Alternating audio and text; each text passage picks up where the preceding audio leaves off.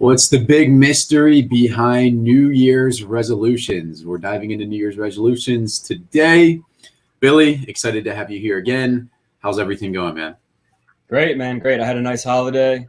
Great Christmas. I was looking forward to getting back on here and to talk to you. I miss seeing your face. Hey, man, the beautiful thing is it's Tuesdays and we didn't miss a dime. We didn't miss a beat. Exactly. It's perfect.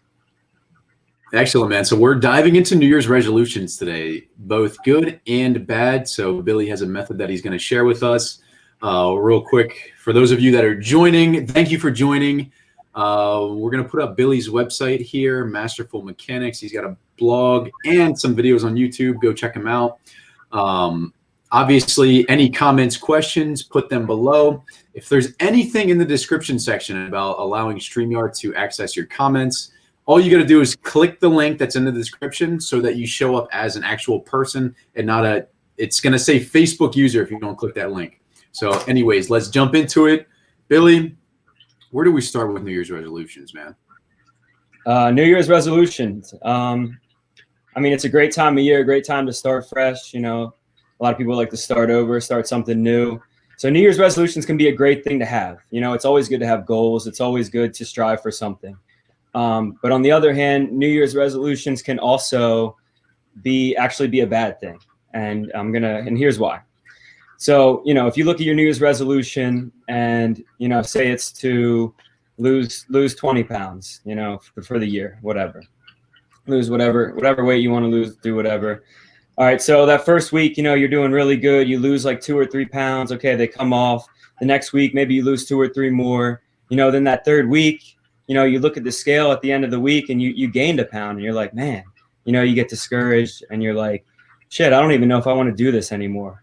And then the next week, say, you stay neutral, you don't gain or lose anything and you just get discouraged and you're feeling like, maybe this isn't for me. And I think that's where a lot of people fail. As soon as they see a little bit of failure, a little bit of adversity, they're like, I'm done with it. There's no way I can do this. So I think instead of having, like a quantitative goal where it's a numbers based thing. I want to lose 30 pounds. I want 4 miles per hour on my fastball. I want to shave, 0.6 off my 60 time, whatever. I think it's better to have more quality goals where we're trying to stay consistent, and just have a consistent goal either each day or each week. So it could be every day just to, have a healthy meal every day or try to get to the gym 5 days a week or even instead of 5 days a week, I guess that's qualitative right there. You could say, get to the gym as much as my schedule allows, so then there's no failure. You're just going to try your best and it's a continuous process. Do you think that's going to rub some people the wrong way or might not work for some people because they don't have that specific measurement? That's a good question. In America, yes, because you look at the shows like The Biggest Loser, it all depends like how much weight you lose, but yeah. The saying muscle weighs more than fat, and that's facts. That is true. So, if you're trying to lose weight but gain muscle, it doesn't make any sense. If you're trying to be healthier, you want to have a more robust, healthy body. You actually want to probably stay the same weight or gain weight and have that be muscle rather than, trying to just shed pounds. And also, like you said, some people like to see the numbers, and see the difference. Maybe instead of a weight loss goal, you could have strength goals, Right now I can do, say, 12 push-ups at one time, until I fail. Maybe in 3 weeks, I'll be able to do 15 at once, so that's a qualitative goal right there, but it's more based on your consistency rather than, this number that I need to reach. Yeah, no, I agree with you, man. I just wanted to pick your brain a little bit on it. I was actually talking to an athlete yesterday, and he said his goal was to win a match, right? He was a taekwondo athlete, and his goal was to win a match. And that's what his sole focus was, right? His goal was to win the match. But he didn't understand that there were so many things that led up to winning the match that determined if he was going to have the best opportunity to win the match or not. As far as his preparation, his routine, right? What did he do as soon as he stepped in the arena? His habits as far as breathing, there's so many different parts of it that end up being the factors of that end goal, that end outcome that you want. That's a great point. A lot of baseball players will have goals like, oh, I want to throw a complete game, or I want to throw 7 shutout innings, or I want to get 10 strikeouts. But the thing is, when that ball leaves your hand, the results aren't up to you. The results are depending on the hitter, the umpire, your catcher, and your fielder. So like once the ball leaves your hand, it's really out of your hands, literally and figuratively. So to have a goal of, throwing a shutout game is kind of crazy because, what if you throw, one of your best games of your career and your fielders have 7 errors behind you, and then your goal's out the window. Rather than if your goal is to pitch to the best of your ability with full focus on every single pitch, that's a much more realistic goal to achieve because then that is all dependent on you rather than outside factors. So then you would away from the resolutions, but it also is related in the same way. Absolutely, man. Absolutely. So definitely for athletes, it's then about focusing on process orientation rather than outcome. So that New Year's resolution, tell me, do you like New Year's resolutions as a whole? I hate them. Yeah. I haven't done one since I was maybe in high school, which it failed miserably after not even 2 weeks. I don't even remember what it was. I think New Year's resolutions are kind of silly because, now we go all of December and we're like, well, I'm going to start in January and I'm going to start fresh. Well, you just had your most unhealthy month of your whole life in December because you were ready to start new in January. That was only going to last 2 weeks anyway. Yeah. So in relation to the title, how elite athletes deal with New Year's resolutions, it's actually not. It's not the New Year's that athletes all of a sudden make these goals or these outcomes that they're striving towards. It's really dependent upon their seasons. You know, when your season ends, all of a sudden you need to redefine what your outcome is going to be for the off season. When your off season's coming to an end, you have to redefine what your outcomes, what your goals are, however you want to term it or define it, is going to be for the season. So it's not about New Year's for athletes. It's about the timing of your seasons then and your off seasons.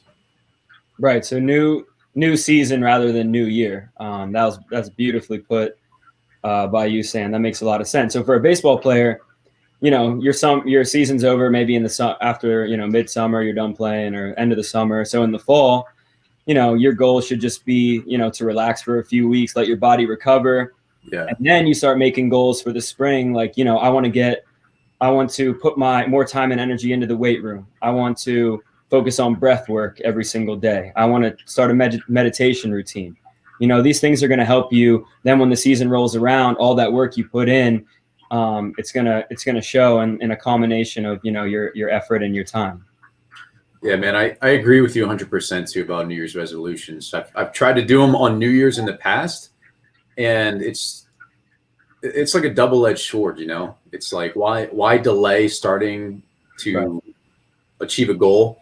But then again, on the flip side of things, yeah, absolutely, man. So like, why wait? Why wait? What you want to do when who knows how much time you really have?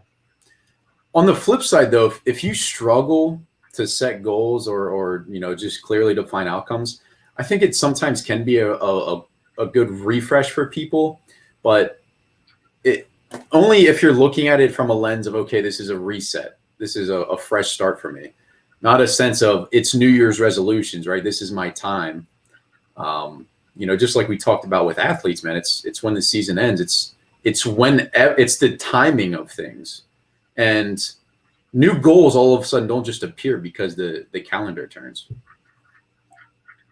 Right.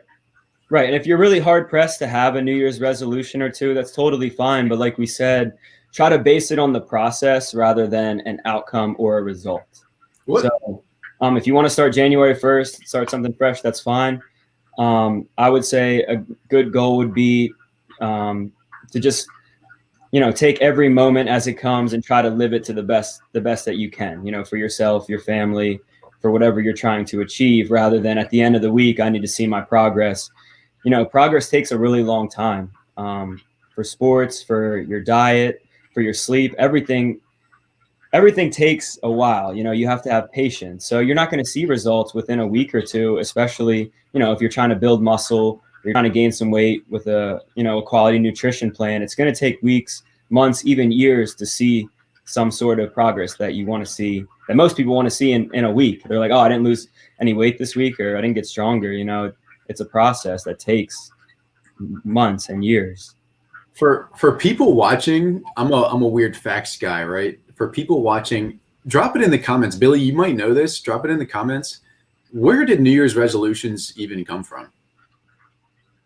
Like, why were they invented? Why were they created? I'm kind of a weird facts guy. If you know that, drop it down below. I'd love to hear it.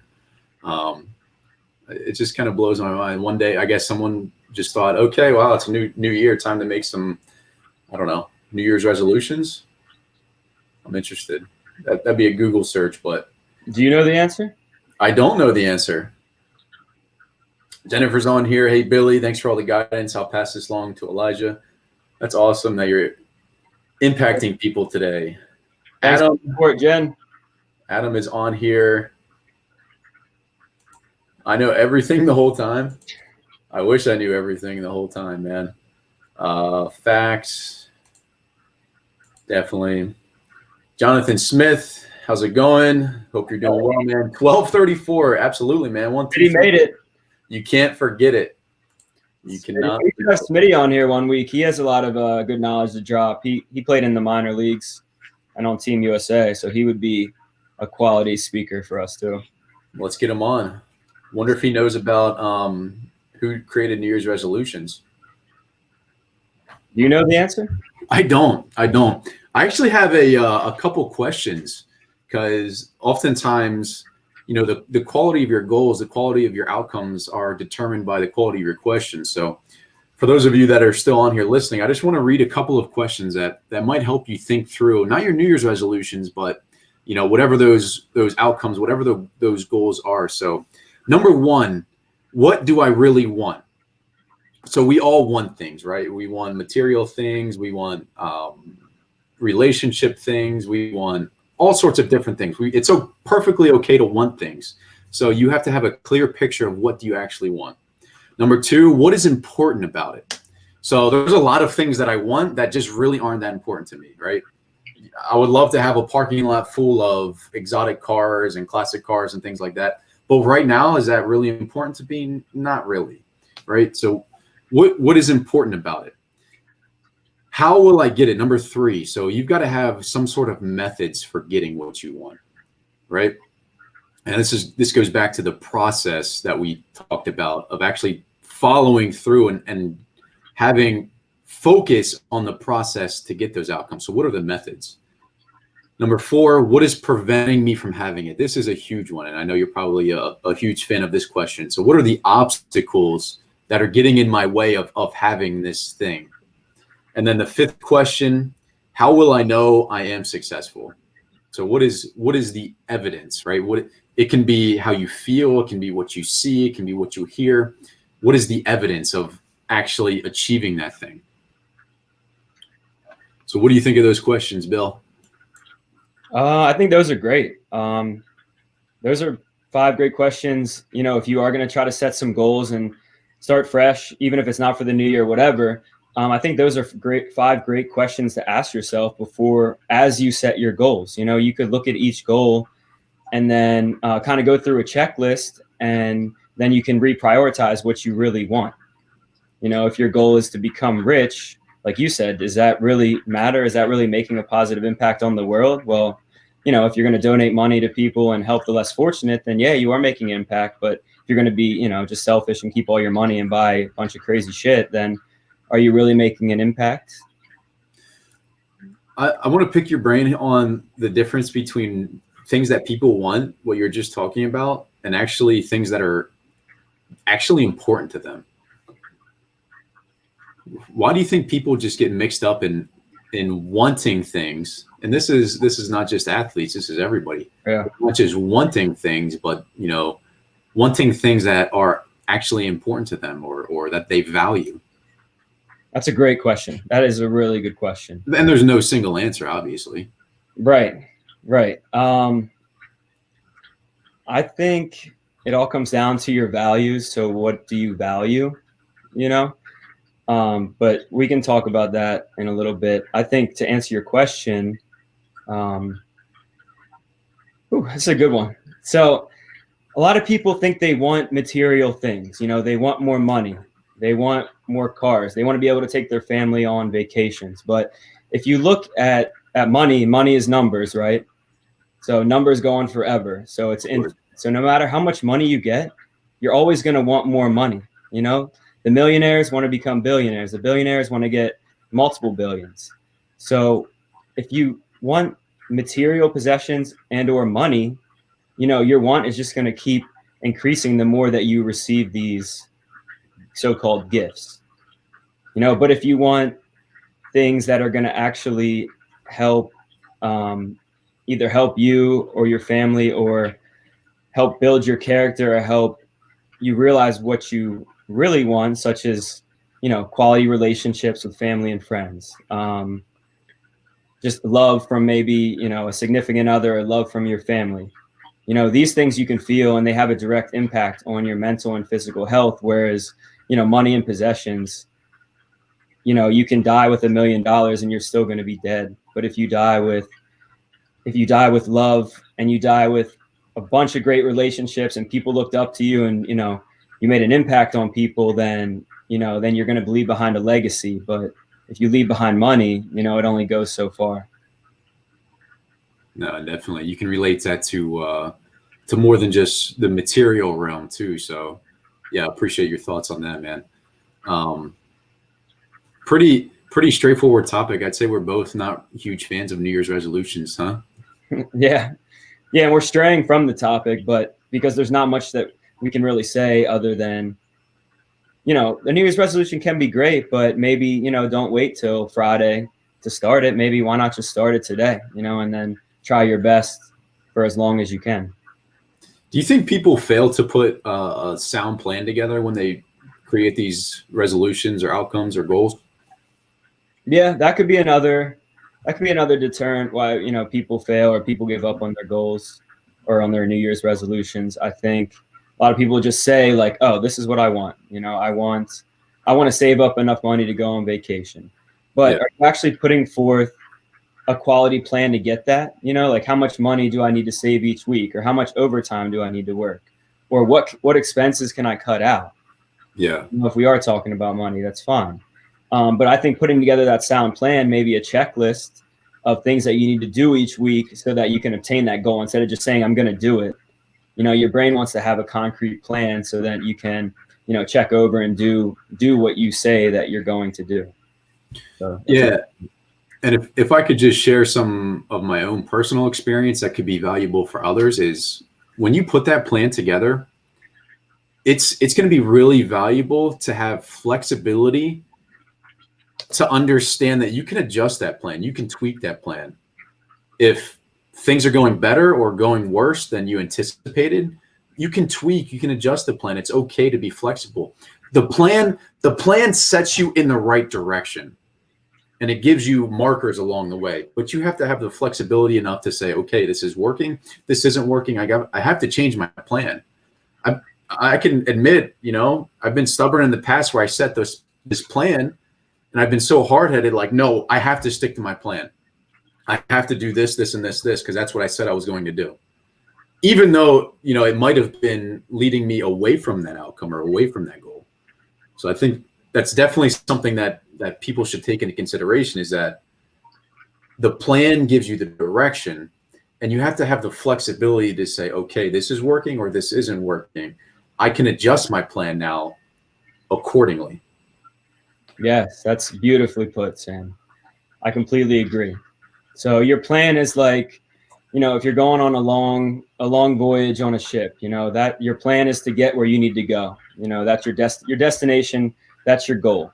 All right, but along the way, you know, there's going to be storms, there's going to be maybe, you know, like a food scarcity, there's going to be a lot of other factors that are going to come in, and you're going to have to readjust your plan or readjust your route, you know, depending on what happens. And you know, the universe doesn't really wait for anybody or care about your plans at all. You know, so life's going to throw extraneous factors at you that you're going to have to, you're going to have to overcome, and you might have to readjust your plan. Either it's going to take longer to obtain that plan, maybe your plan changes, or maybe the process to obtain the goal is going to change based on things that happen in your life. Absolutely, man. That's well put. Well put. So anyways, man, I think we hit it on the head pretty good today. Is there anything else that you want to get in here before we jump off? I just want to say, don't let this deter you from setting a New Year's resolution or setting goals, because, goals are what are going to guide you throughout your life to obtain what you want. We're just urging you not to wait until January 1st to do it and then, give up on something because you fail. So I'd say no matter what happens, whatever goal you set, don't let any sort of adversity stop you. Adversity is only going to actually make you stronger. And I talked about this on one of my videos for mental training, but adversity is huge because that's how we level up and get stronger. Look at the butterfly that's coming out of the cocoon, right?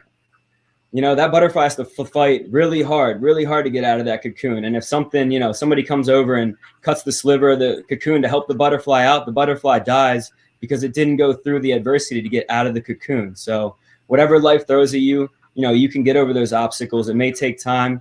Don't give up. You can do anything that you set your mind to as long as you have a goal and you keep a positive mindset and try your best every single day. I love that, man. Don't rely on someone else bringing those scissors. Exactly. You got to fight your way out of the cocoon yourself. That's a great analogy. All right, Billy. Always great to have you, man. We will see you next Tuesday at 12:34. All right, big dog. Happy New Year, man. Happy New Year. Happy New Year's, everyone.